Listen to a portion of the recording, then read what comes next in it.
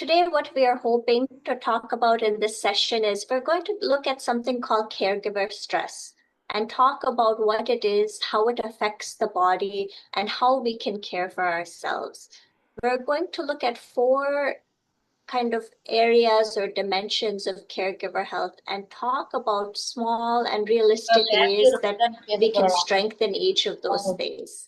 My hope is that you leave the session with one or two ideas that feel like you can do them and apply them in your life to support your own health as a caregiver.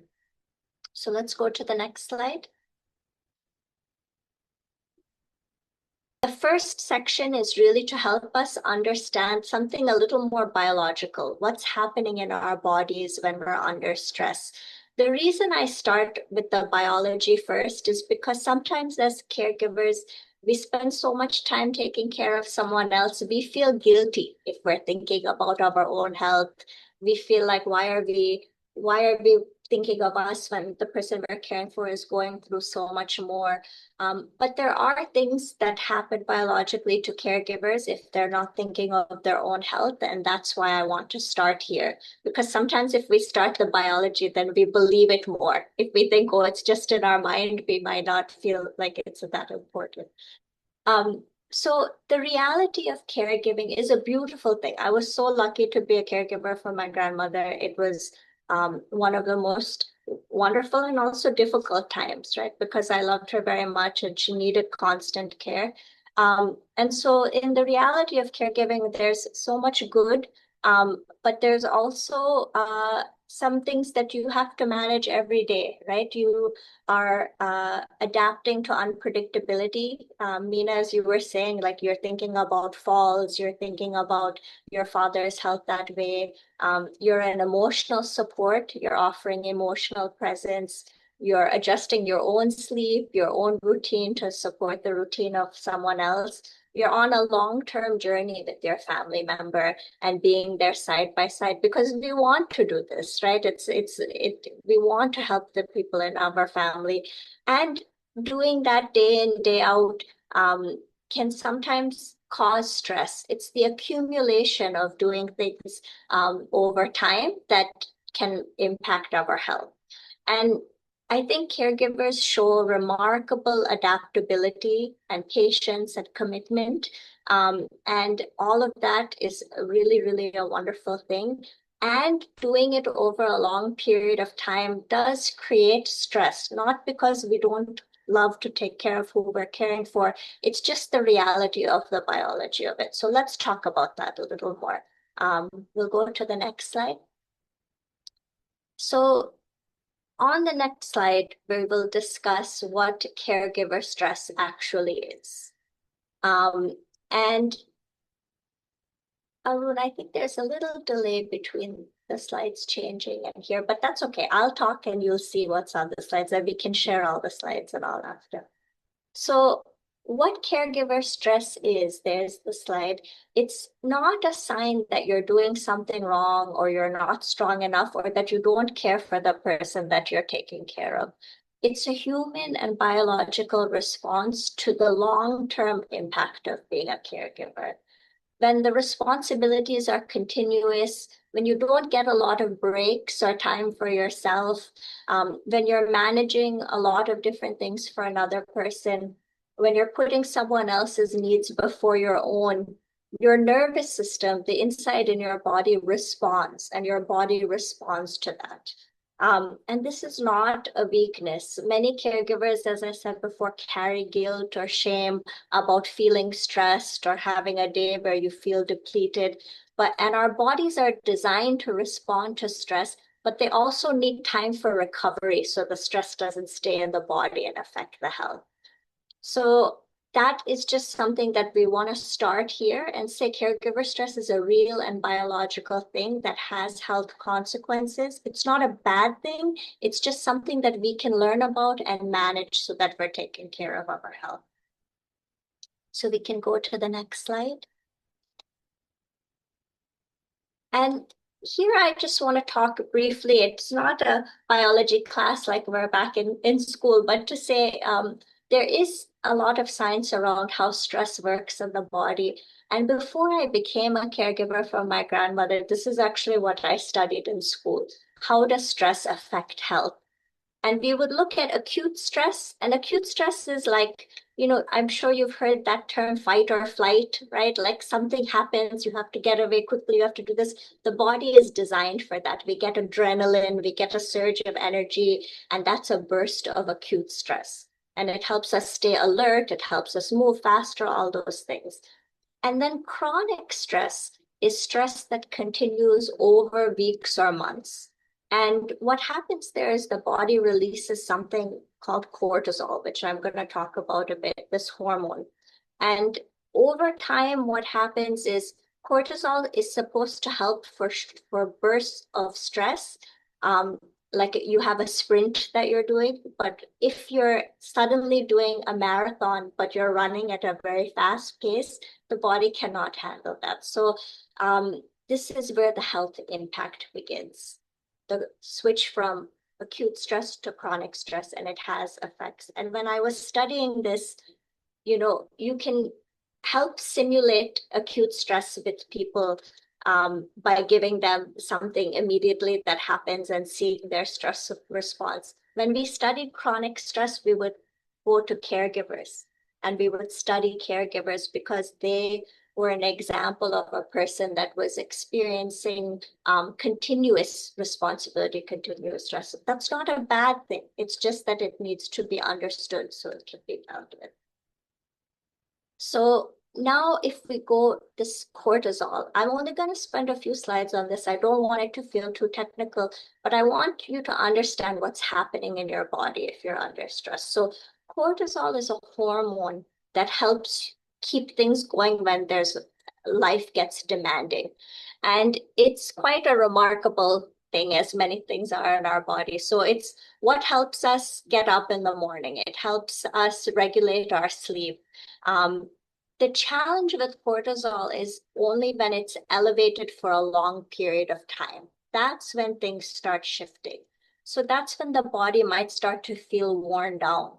I always think of cortisol, it's like a generator, right? Current goes, you need some current.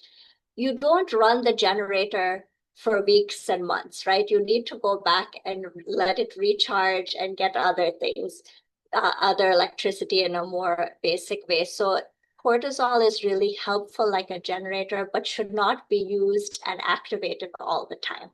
And oftentimes what happens with caregivers is that it is activated a lot. So it's a hormone your body uses to help you deal with stress that might last longer than an immediate moment, right? The adrenaline is the fight or flight. The cortisol comes after that, and it helps you stay steady. And this is helpful, right? I think we all have experienced things like when a family member is in the hospital for several days, right? Maybe that's for 3-4 days a week. Our cortisol level is elevated. And then they're discharged and they come home and things are get back to routine, the cortisol level comes down. If you're preparing for a big, moving your home or a big event, cortisol will go up. And then it will come down when the event is over. When there's a big family event or, a wedding and you're planning it, all those things, those are examples of stress where cortisol will go up and then it goes down after some time. And in those moments, it's helpful because it gives you steady energy. It helps you stay alert and focused over a few days. It helps you to manage your inflammation. What that means is the body, like the immune system is always working a lot, and that takes a lot of energy. So when you're under stress for a short period of time, cortisol regulates that so you can have energy to do other things and manage what's happening. It helps you to push through any discomfort when needed. It's the way your body says, okay, you're going through a lot of things. Let me help you keep going. Let me help you keep going. Now, the challenge is the duration of this. It's meant for temporary periods of stress, but caregiving is ongoing. So without recovery time, without the stress going up and then coming down a little bit, cortisol stays elevated for longer than it was designed to. And that's when it starts having some negative effects on the body. It's not because we're doing anything wrong, nothing like that. It's just how the system is designed. It's just the biology of how things are. So Arun, you can stay on this slide. I just want to show when cortisol stays high, right? When it stays in that elevated place without the chance to recover, it can lead to some things like trouble sleeping, low energy, mood shifts. You're more susceptible to illness. Your memory can change. That's what's happening in the biology inside. It's not just in our mind, it's actually what's happening in the body. And if you recognize this, maybe some of you have felt some of these symptoms, maybe some of you have felt it. You may be experiencing chronic stress or caregiver stress.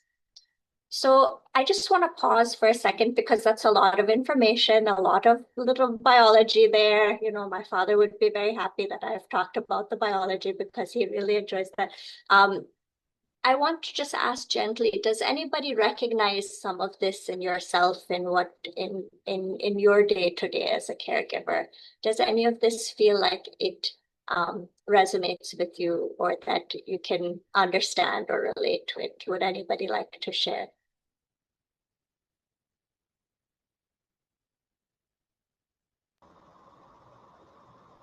Uh, in my case, Mitra, yes, in my case, me and my other caregivers all are going through these phases yeah, one by thank one, especially loss of memory. you. Short Yeah, time loss of memory is a very, very visible, and this spike in sugar level, spike in yes, pressure level, yes, happens very. in Thank you for that time. sharing that. Yeah. Yeah.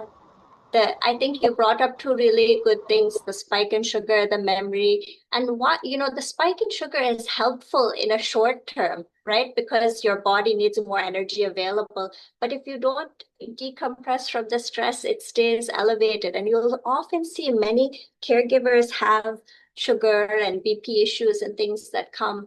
And it's not the fault of the person you're taking care of. It's not the fault of the caregiver. It's just how the biology works. So we need to find ways to address that. Priya, I saw your hand was up if you wanted to say something.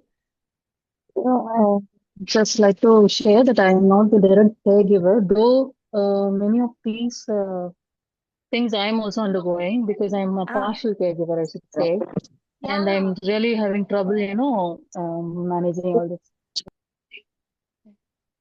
Yeah, thank you so much for sharing that. And even, I too was a partial caregiver for some time for my grandmother as well. And whether you're full-time or part-time or supporting, it all can impact you and your health. So the fact that you recognize that and that you came here today, I think is such an important step. So thank you.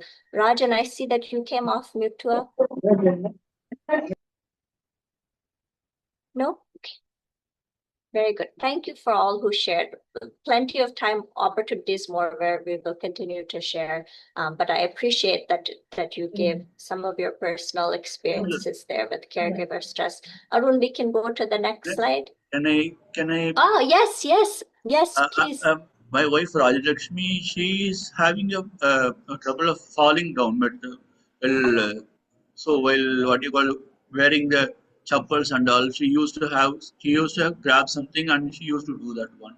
Even for that, I have bathroom in two bathrooms. I have put a grab holes also. So despite that, is it very normal to having a PD patient having a fall? I mean, this is the thing. I think that is, as PD is there, that is normal for there to be balance challenges. And I it's am good that, my yeah, it's only good concern you, is that one. yes. And She so should not that must, yeah, that she she should should not not have a fall. Yeah. she should not fall. But my only concern is wherever she goes, I follow her or we comes with maybe she I never let her alone to go everywhere. Yeah, I yeah, always accompany her. I think that's a really good strategy to support or make sure that there's someone there to help. And this is that is not uncommon in Parkinson's for the balance issues to be there and the worry for fall. And I think about you and how that that's a lot that is on you as well. And so I know as much as you are supporting her, I won't be speaking so much about the Parkinson's symptoms and ways to support the patient, but thinking about that, it's more about your health and how you can stay healthy so you're able to continue to support her, to be there with her. You have to make sure your balance, your health is good too, so that you are there to support her to it. So thank you for sharing that, and also how you are able to support her through the balance. So thank you. I will continue on for a few slides because I do want us to get to the assessment piece where we're looking at our health. We can actually pass this slide, Arun, and go to the next one. So now I want to talk about dimensions of health for caregivers. We understand what stress does in the body. Let's look at what we can actually think about of our own bodies and what we can do about it, how we're experiencing our health. We're going to look at the 4 dimensions, and it's a way to check on your own health and not a judgment about how you're doing as a caregiver. When I was a caregiver, as I go through the dimensions, every single dimension was affected for me in some way. And I think for each of you, you may feel the same way. So we can go to the next slide. Thank you. So there are 4 dimensions I want to talk about: physical health, emotional health, cognitive health, memory, as you were saying, Mitra, and medical and lifestyle health. Each dimension includes things that you might be functioning really well with and might have areas where you need to focus to improve your health. So each one matters and they're all connected. So if we go to the next slide, we're going to start with physical health. So physical health is about how your body feels.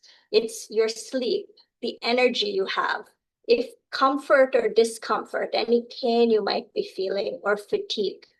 And there's some questions on this slide, and we'll share this with everyone, that you can ask yourself to check on your physical health.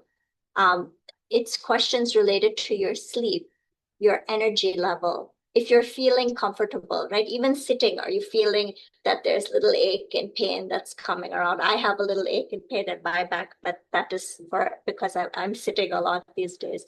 And how exhausted you might feel or physically run down. So this is physical health, an important dimension. Let's go to the next one. The next is emotional health. This includes feeling joy, feeling connected with others. It also includes worry and stress. And this dimension is the one that caregivers oftentimes feel least comfortable talking about. There can be a sense that the person we're caring for is going through so much more. Why am I worried about my own feeling of stress or my own feeling of worry? It's their health is the most important. Their health is very important, and so is yours. This dimension helps us notice that, what is in balance for us emotionally. So you can feel a lot of love and care for your person, but you could also feel fatigue or frustration, and all of those things can be there together. The questions here get to many aspects of emotional health. So it's looking at if you feel joy and connection, about if you have support and others there for you, to be able to express what you're feeling. If you're feeling a lot inside, are you able to talk about that with someone? And it's understanding how overwhelmed you might feel, and what could help you feel more uplifted. So these are some good questions to check on your emotional health. Then cognitive health is the next one. This is about memory, focus, mental clarity. So caregivers often experience something called decision fatigue. You have to make a lot of choices. You have to do a lot of things for the care for the person in your life, and you may not get as much rest. That creates a fatigue in the brain. So you're working very hard, you're managing things, sometimes medication, doctor's appointments, and it creates a sense of fatigue. And you have to make a lot of decisions a lot of the time. So cognitive strain, we call it, or decision fatigue, is really well documented. Some people might say, oh, I'm just getting older, or, oh, just this will happen. But it's actually the result of a nervous system that has had to be on high alert for a long time. So questions you can ask yourself about cognitive health is, are you forgetting things more than usual? Do you feel like there's a mental fog? Is it harder to make decisions? Maybe before you were able to decide 5 things, now you take a long time to decide. Are you feeling alert, or are you not able to focus? So these are the kind of questions that you can start thinking about yourself. We're about to go into an assessment where you can start asking yourself some of these questions. And then last, Arun, the last slide is medical and lifestyle health. So this is about how you care for your own health. And I know the slide will come up in a minute. So this is everything around, are you taking your medications? Are you going to your doctor's appointments? I know many caregivers will make sure they're taking their loved one to an appointment, but are you going to yours? Are you eating properly? Are you drinking enough water? Are you exercising in the day? These are all things about your own medical and lifestyle health. Caregivers may often delay their own needs because they have so much focus on the person they're caring for. And many of you will do all of these things for the person you're caring for, but this reminds us that you have to do it for yourself. If you're not healthy, you will not be able to take care of them in the best way. And you also may then need to be cared for, right? So these are the things that to think about. So some questions you can ask is, if you're taking care of your medical needs, if you have any chronic illness or concerns, are you taking your medications regularly? Are you relaxing? Are you eating properly? Are you drinking water? All of these different things are really important. Are you moving and doing things for mental relaxation? Are you doing what you need to do to prevent illness? And so that we're on slide 19, if you want to go to slides. So for each of these, you're rating it 0 to 5. 0 or 1 is not a bad thing. It's just showing you that that might be an area you need to focus. So if you're, for example, this first question for physical health, I sleep in a way that restores me. 0 to 1 might feel like if you're not able to, you don't feel that's the kind of sleep you're getting. 2 or 3, you're getting some sleep, but it needs attention. It's not exactly where you want it to be. And 4 and 5 is, I feel really steady. I'm sleeping 8 hours a night. I don't know if any one of us are doing that, but you can you can put this. So take a moment, go through each question. I'll read each question aloud. You don't have to think about it a lot. It's just how you're feeling in this moment. So I sleep in a way that restores me. I have enough energy for daily tasks.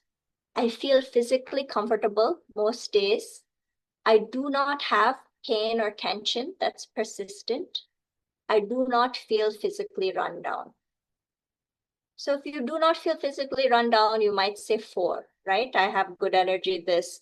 If you do not have a lot of pain or tension, you feel like that's steady, 4 or 5, you're pain-free. So everybody take a moment to this. Now I'll go to the next slide with the next set of questions. So that was physical health. We asked these next set, and I'm going to send these slides so you can take this assessment anytime, right? 1 week you might be having a difficult week. You want to see where you need to focus. That's what this is for. The questions are as simple as they can be. So emotional health. I have moments of joy, connection, and meaning in my week. If you feel like that you have plenty of that, you're feeling good, 4 to 5. If you feel actually that's an area that I'm struggling a little bit now, I could have more of that, you can put 0 to 1. I feel emotionally supported by someone in my life. I can express my feelings when I need to. I do not feel overwhelmed most days. I can manage worry or stress in a way that feels good to me. These are the emotional health questions. Take a moment, look, note down how you're feeling.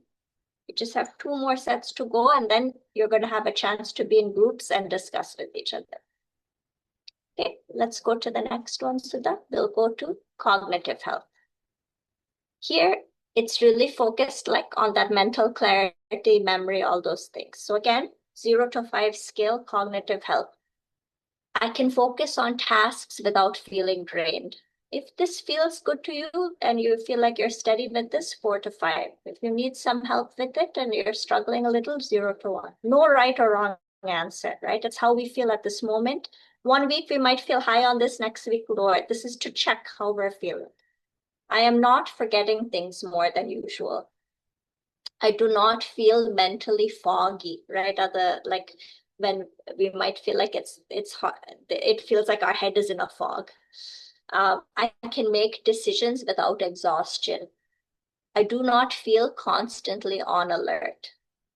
So 0 to 5. And then last one is medical and lifestyle health. This one is the one that I often weekly am struggling with, and maybe others are as well. I take my medications regularly. Are you remembering your own medications that you might have to take? I attend my own medical appointments. Has everyone here, are you going annually for your visit? Are you meeting the specialist that you need to meet for your own health? That I'm not doing, right? And when I was a caregiver, I almost never went to any of my medical appointments.